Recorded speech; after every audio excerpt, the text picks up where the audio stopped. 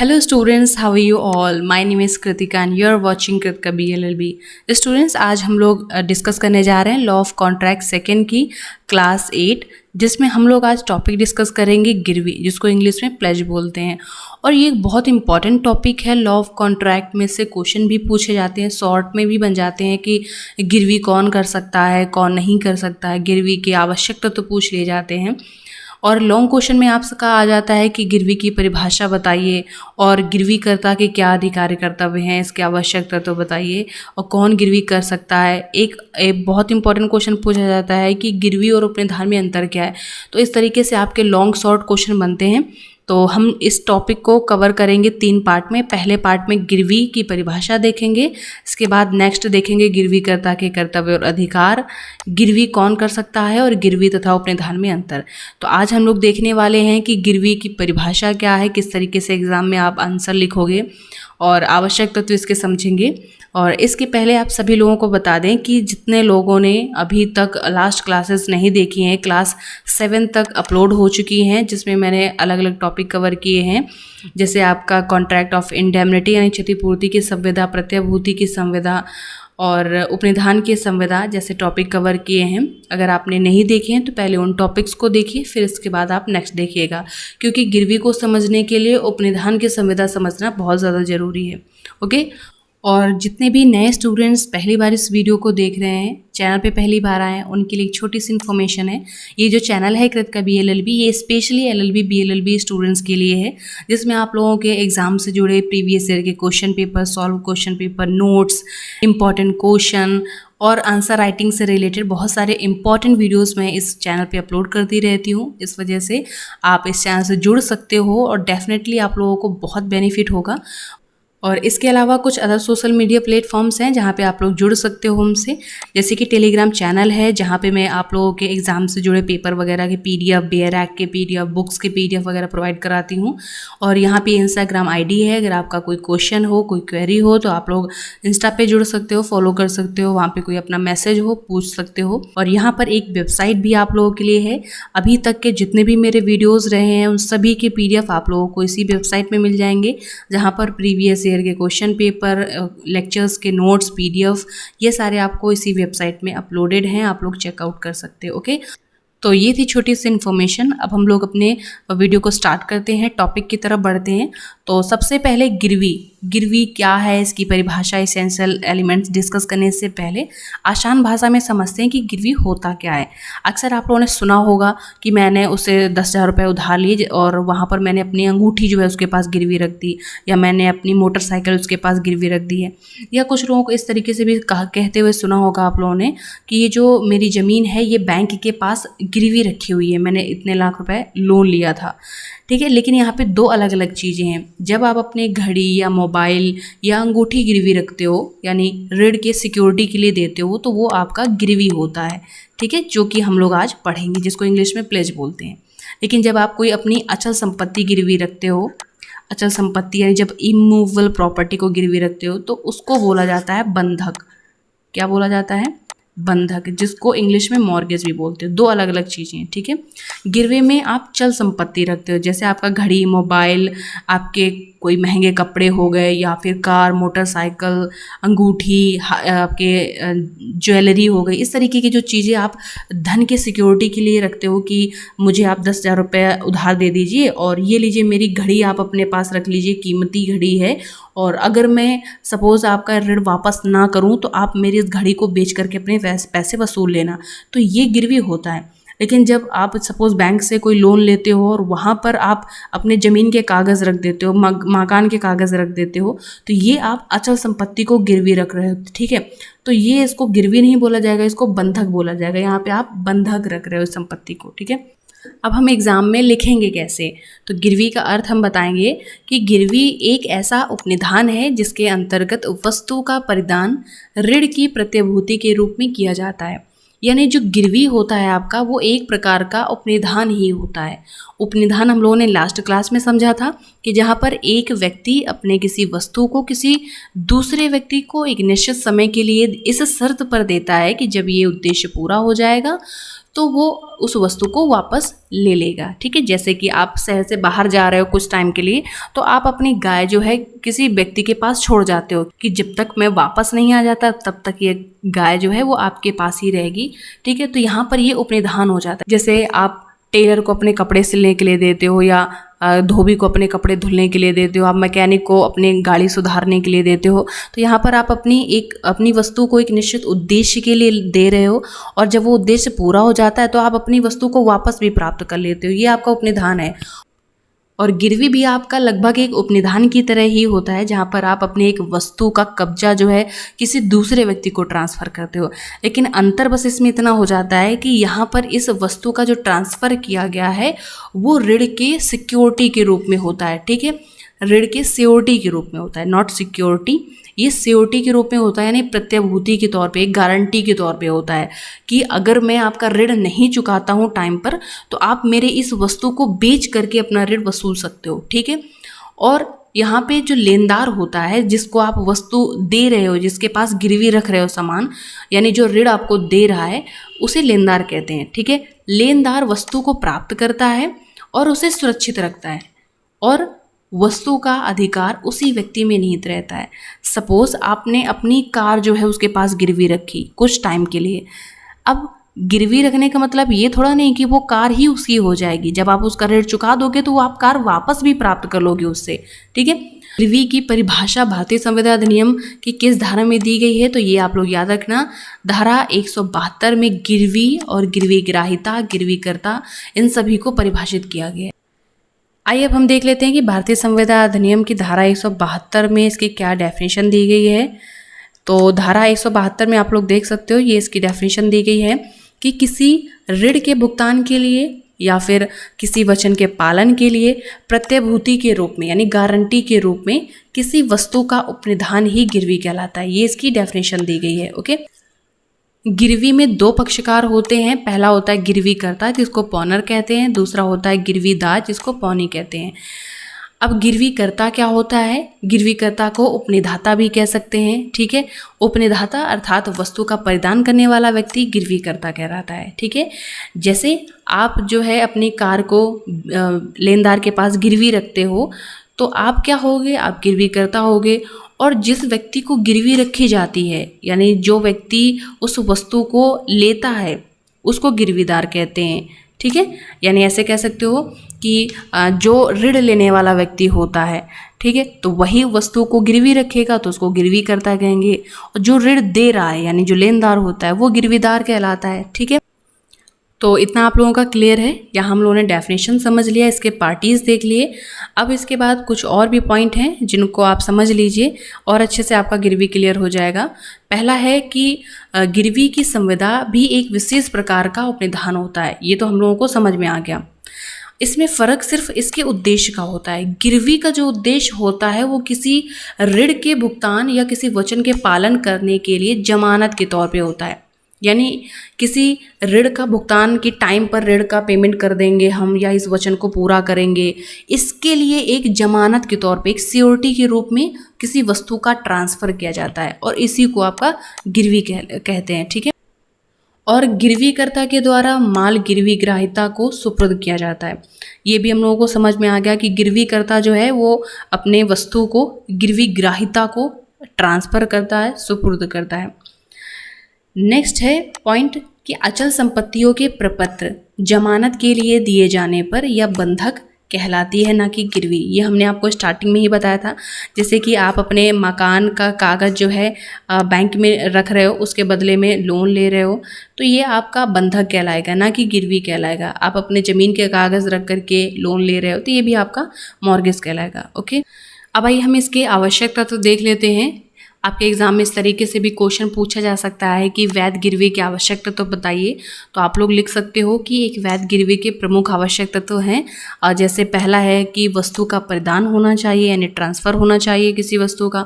Second है संविदा के अंतर्गत होना चाहिए, और थर्ड आपका है कि इसमें वस्तु का परिधान ऋण के भुगतान या किसी वचन के पालन के प्रतिभूति के लिए होना चाहिए। अब एक एक करके हम देख लेते हैं कि हम एग्ज़ाम में किस तरीके से इनको एक्सप्लेन करेंगे।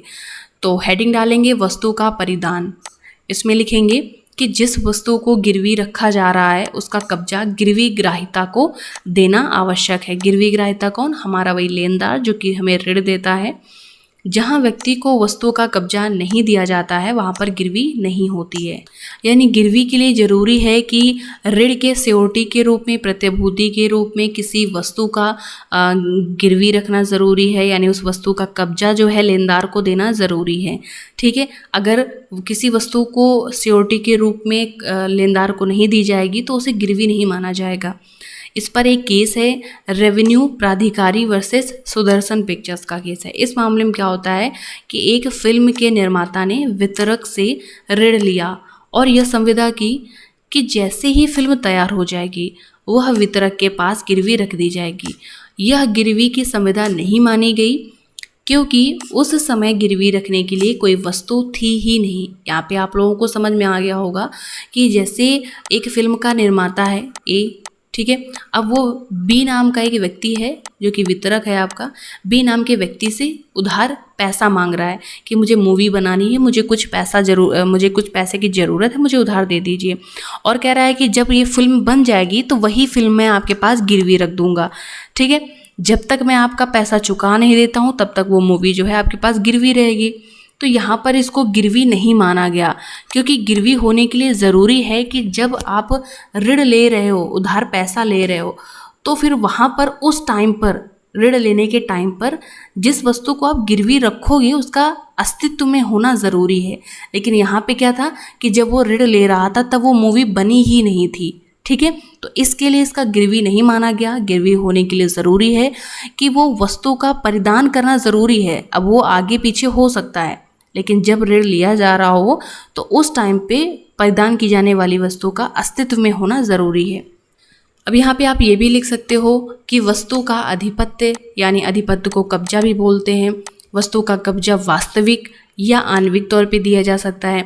यानी जैसे आपने किसी से 10,000 रुपये उधार लिए और वहाँ पे आप अपना 20,000 का मोबाइल उसके पास गिरवी रख रहे हो, तो ये 20,000 का जो मोबाइल है ये आप उसे फिजिकल तौर पे, एक्चुअल तौर पे उसको दे दोगे, उसके हाथ में रख दोगे कि ये लो भाई मेरा मोबाइल रख लो तुम, और जब तक मैं आपको ये 10,000 वापस नहीं कर देता हूँ तब तक ये मोबाइल आप अपने पास ही रखो। अगर मैं वापस नहीं करता हूँ ये ऋण तो आप मेरा मोबाइल बेच करके अपने पैसे वसूल लेना। ठीक है, फिजिकल तौर पे, वास्तविक रूप पे हो गया। आणविक तौर पे क्या होता है, जैसे कि सपोज़ कोई एक गोदाम है जिसमें माल रखा हुआ है, बोरे रखे हुए हैं, आपको इस माल को गिरवी रखना है, तो यहाँ पर इस गोदाम की चाबी जो है आप लेनदार को दे दो कि ये लो भाई चाबी, अब जब तक मैं आपका ऋण नहीं देता हूँ तब तक ये जो माल है वो आपके कब्जे में रहेगा। ठीक है, तो वही आपका होता है आणविक तौर पे। ओके, इसके बाद आप नेक्स्ट पॉइंट लिख सकते हो कि कभी कभी गिरवी रखने के बाद भी माल किसी विशेष उद्देश्य के लिए गिरवीकर्ता के पास ही रहने दिया जाता है। यानी ज़रूरी नहीं है कि जो सामान को आप गिरवी रख रहे हो, जिस भी वस्तु को, तो वो लेनदार के पास ही रहे। कभी कभी लेनदार अपनी तरफ से भी कह देता है कि ठीक है, ये जो तुम्हारी कार है या ये तुम्हारा मोबाइल है ये मेरे पास गिरवी है, लेकिन तुम इस कार को तब तक इस्तेमाल कर सकते हो या इस मोबाइल को तब तक आप चला सकते हो, अपने पास रख सकते हो, इसको प्रयोग में ला सकते हो, और बाकी अगर तुमने मेरा पैसा नहीं दिया तो मैं आपके इस सामान को बेच करके अपना पैसा वसूल लूँगा। ठीक है, तो यहाँ पर एक केस भी है, आप लोग इससे और अच्छे समझ सकते हो। केस है आपका bank of Chittoor limited versus Narasimhulu Naidu का केस है। इस मामले में क्या था कि एक सिनेमा का प्रोजेक्टर जो कि एक बैंक के पास गिरवी रखा गया और उसके बदले में ऋण लिया गया। ठीक है, लेकिन बैंक ने प्रोजेक्टर को सिनेमा में ही रहने दिया क्योंकि यह प्रयोग में था, और इस प्रकार से ये प्रोजेक्टर का इस्तेमाल भी होता रहेगा, वो चलता भी रहेगा। क्या फ़ायदा उसको बैंक के पास उठा के रख दिया जाए, उसका प्रयोग ना हो और वो पड़े पड़े ख़राब हो जाए, उसकी कोई वैल्यू ना रह जाए, बाद में क्या वो बेच करके पैसे उससे वसूलेगा। ठीक है, तो यहाँ पर इसको न्यायालय के द्वारा जजमेंट दिया गया कि यहाँ पे ये जो है एक वैध गिरवी मानी जाएगी। ठीक है, इस प्रकार से आपका पहला जो आवश्यक तत्व है वस्तु का परिधान, उसको हमने 3 अलग अलग पॉइंट में बताए, जिससे कि आपका ये कॉन्सेप्ट भी क्लियर हो जाएगा और आप अलग अलग इस तरीके से अपने एग्जाम में आंसर भी लिख सकते हो। इसके बाद जो इसका नेक्स्ट एसेंशियल एलिमेंट है संविदा के अंतर्गत, यानी एक वैध गिरवी के लिए ज़रूरी है कि जब भी किसी भी वस्तु के कब्जे का परिधान किया जा रहा हो तो वो एक गिरवी के संविदा के अंतर्गत होना चाहिए, ठीक है। और यहाँ पर ये ज़रूरी नहीं है कि माल देने का कार्य, माल यानी वस्तु को गिरवी रखने का काम और ऋण लेने का काम एक ही साथ एक ही समय पे हो रहा हो। ये आगे पीछे भी हो सकता है, मतलब आप ऋण लेने से पहले भी किसी वस्तु को गिरवी रख सकते हो। जैसे आप दुकान में गए, आपने बोला ये लो मेरी 20,000 की घड़ी अपने पास रखो और मुझे 10,000 रुपये उधार दे दो, ठीक है। या फिर आप पहले पैसे ले लो और बाद में उसको गिरवी बाद में अपनी घड़ी जो है उसके पास गिरवी रख देते हो, ठीक है। लेकिन हमने जो अभी पहले जो फिल्म वाला केस पढ़ा था, फिल्म निर्माता वाला केस, वहाँ पर क्या था, वो पैसे पहले ले रहा था और बाद में कह रहा था कि जब वो उसकी मूवी बन जाएगी तब उस मूवी को उसके पास गिरवी रखेगा। वहाँ पर क्या था, उस समय उस मूवी का अस्तित्व नहीं था। लेकिन यहाँ पर जो हम लोग पढ़ रहे हैं कि ऋण के बाद में भी वो वस्तु को गिरवी रख सकता है, तो उसमें उस वस्तु का अस्तित्व है लेकिन वो बाद में उस वस्तु को गिरवी रख रहा है, ठीक है। तो अगर इस प्रकार से है तो ये आपकी वैध गिरवी मानी जाएगी। इसके बाद इसका तीसरा और सबसे महत्वपूर्ण आवश्यक तत्व है कि ऋण के भुगतान या किसी वचन के पालन के प्रतिभूति के लिए, यानी ये जो आपका आवश्यक तत्व है यही गिरवी की संविदा को उपनिधान की संविदा से अलग बनाता है। क्योंकि आपकी उपनिधान की संविदा में जो भी कंडीशन होती हैं वही सारी कंडीशन आपकी गिरवी की संविदा में भी होती हैं, सेम आवश्यक तत्व होते हैं। लेकिन अंतर इसमें केवल इतना आ जाता है कि गिरवी का जो उद्देश्य होता है वो किसी ऋण के भुगतान या किसी वचन के पालन की प्रतिभूति के तौर पे होता है, एक सियोरिटी के रूप में होता है, ठीक है। उपनिधान में वस्तु का परिधान एक निश्चित उद्देश्य के लिए होता है और जब यह उद्देश्य ऋण लेना या किसी वचन के पालन की प्रतिभूति देना होता है तो वे उपनिधान गिरवी का रूप ले लेते हैं, ओके। ऋण का भुगतान या वचन पालन हो जाने के पश्चात गिरवी की वस्तु गिरवीकर्ता को वापस लौटा दी जाती है। जैसे ही आपने जो उधार लिया था 10,000 रुपये, आपने उसको वापस कर दिया, चुका दिया, अपना ऋण चुका दिया, तो जाहिर सी बात है आप अपना सामान जो भी उसके पास गिरवी रखा होगा वो वापस ले लोगे, ठीक है। और यही उपनिधान में भी होता है। जैसे आप शहर से बाहर जा रहे हो कुछ समय के लिए, आप अपनी गाय जो है किसी व्यक्ति के पास छोड़ जाते हो और वापस जब शहर से आते हो तो अपनी गाय जो है वापस उससे लेते हो कि नहीं। आपने टेलर को कपड़े सिलने के लिए दिया, जब कपड़े आपके सिल जाएंगे तो वापस अपने कपड़े लोगे कि नहीं लोगे, ठीक है। तो ये उपनिधान है। और इस गिरवी में क्या होता है कि जैसे आपने ऋण चुका दिया तो अपना जो भी सामान गिरवी रखा था वो हम वापस ले लेंगे, ठीक है। ये तीन हम लोगों ने गिरवी के एसेंशियल एलिमेंट देख लिए। अब यहाँ पर कुछ अन्य शर्तें भी हैं जो एक वैध गिरवी के लिए आवश्यक हैं, जैसे कि चल संपत्ति। तो एक वैध गिरवी के लिए आवश्यक है कि संपत्ति जिसको गिरवी रखा जा रहा है वो चल होनी चाहिए, ठीक है। केवल और केवल चल संपत्ति की ही गिरवी हो सकती है। अचल संपत्ति का मॉर्गेज होता है, यानी बंधक रखी जाती है, ठीक है। चल संपत्ति में आपकी सारी चल वस्तुएं आ जाती हैं, बहुमूल्य चीज़ें, दस्तावेज, कंपनियों के अंश, सरकारी प्रतिभूतियाँ, ये सारी आपकी चल संपत्ति में आ जाती हैं और इनको गिरवी किया जा सकता है, गिरवी के तौर पे रखा जा सकता है। आपके जैसे मकान हो गया और ज़मीन हो गए, ये सारे आपकी अचल संपत्तियाँ हैं और इनका बंधक किया जाता है, ठीक है। नेक्स्ट आपकी जो शर्त है वो ये है कि माल पर वैधानिक अधिकार होना चाहिए, यानी गिरवी करता जिस माल को गिरवी रख रहा है वो उसी की होनी चाहिए, उस पर उसका अधिकार होना चाहिए। ऐसा नहीं कि वो किसी दूसरे की वस्तु लेकर के आए और जाए और गिरवी रख दे, ठीक है, और उसके बदले में ऋण ले ले, ऐसा नहीं है। वो वस्तु जो है जिस भी वस्तु को गिरवी के तौर पर रखा जा रहा है गिरवीकर्ता का, उस पर वैधानिक अधिकार होना चाहिए। नेक्स्ट जो है इसकी शर्त है कि वस्तु विक्रय योग्य होनी चाहिए, यानी गिरवी के तौर पे जिस भी वस्तु को रखा जा रहा है वो ऐसी होनी चाहिए कि उसको बेचा जा सके और उसके बदले में ऋणदाता पैसे वसूल सके, यानी बेचने लायक होनी चाहिए वस्तु। इसके बाद जो इसकी चौथी शर्त है वो ये है कि माल को वापस करना, यानी जब गिरवी का उद्देश्य पूरा हो जाता है या फिर जिस निश्चित समय के लिए गिरवी की गई थी वो निश्चित समय पूरा हो जाता है तो उसके बाद गिरवी ग्राहिता यानी जो लेनदार है वो गिरवी कर्ता को उस माल को वापस भी कर देगा। ये इसकी चौथी शर्त है। इसके बाद जो अगली इसकी शर्त है प्रतिभूति के रूप में, जब माल का परिधान ऋण के भुगतान के लिए या वचन के पालन के लिए प्रतिभूति के रूप में होता है तो इसी को गिरवी कहते हैं। यानी गिरवी में माल को एक प्रतिभूति के रूप में रखा जाता है, ठीक है। वचन के पालन की प्रतिभूति या ऋण के भुगतान की प्रतिभूति के रूप में रखा जाता है, एक सिक्योरिटी के रूप में, ठीक है। तो ये इसकी कुछ शर्तें थी। आई होप आप लोगों को अच्छे से समझ में आ गया होगा। अब हम इसके नेक्स्ट क्लास में इसके आगे के टॉपिक कवर करेंगे। और अगर आपको वीडियो अच्छा लगा हो तो प्लीज़ वीडियो को लाइक करिएगा, अपने बाकी फ्रेंड्स के साथ भी इसको शेयर करिएगा। फिर मिलते हैं नेक्स्ट वीडियो में, तब तक के लिए बाय बाय, टेक केयर।